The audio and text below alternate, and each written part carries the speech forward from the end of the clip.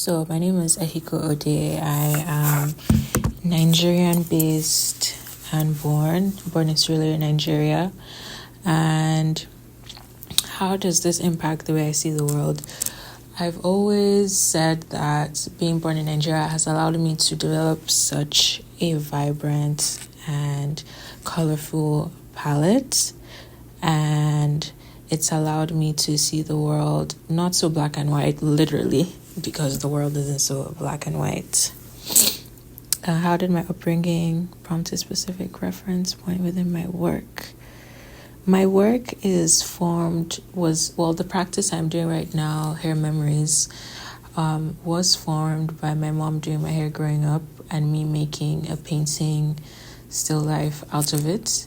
And now it's evolved into more about signage of local hair salons in Lagos, Nigeria, and learning more about the products, the logo, the marketing, and the language used within these products that were marketed to African countries. I'm learning more about the globalization and capitalism and commerce through archival hair products and products in general, and the distribution of them. My biggest influences right now, I'm learning a lot about assemblage art, which is basically using found objects to create a body of work. So one of my biggest influences right now is Betty Starr. She's like the godmother of assemblage art, and her work is just phenomenal. It reminds me of home, it reminds me of hope, and it reminds me that we have everything that we need, and it's allowing me to see art in a different way through the lens of sustainability and using what's already around. What I'm focusing on right now is just not feeling guilty about not making as much as I was able to. Right now I'm working part-time, and that has taken up most of my time, so I don't have as much time to create as freely, but that's what I'm working on right now, is just working part-time and balancing that with my own personal practice. The biggest challenge right now for me being an artist is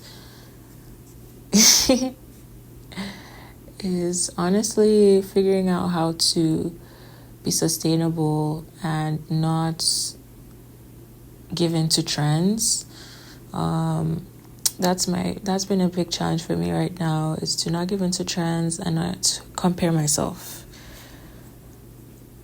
The advice I would give my younger self is to do the work and just keep doing the work and not compare yourself.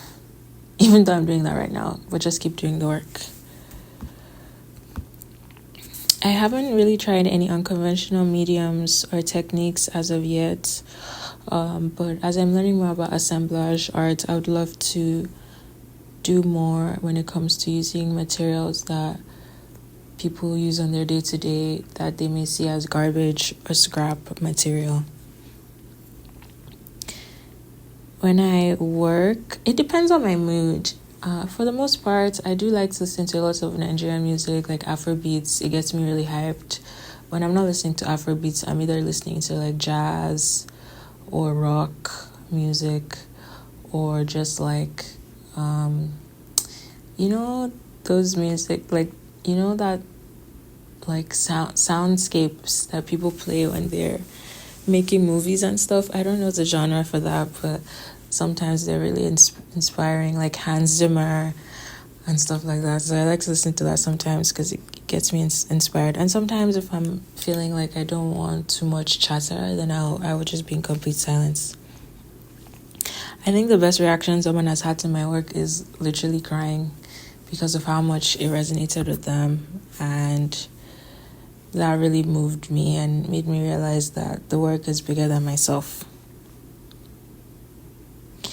I hope people can learn more about what they're putting into their body and learn to realize that our money, we vote with our money, and we need to be more mindful about who we trust when it comes to our health and our wellness, and just doing our own due diligence into looking at the bigger picture of things, even if they may feel nostalgic. Because my work tends to pull people back into a simpler time. But I do want to also address the harsh realities that we're facing now because of the lack of awareness and the lack of research done into making these products. So thank you so much for having me, and I do have a few shows coming up. I have a solo exhibition happening next year at the Ottawa School of Art in July, and May 8th to 11th I will be showing work at the Artist Project. So thank you so much. And my social media handles are at Ehiko, EHIKOO, and my website is ehikostudio.com. So ehikostudio.com. Thank you.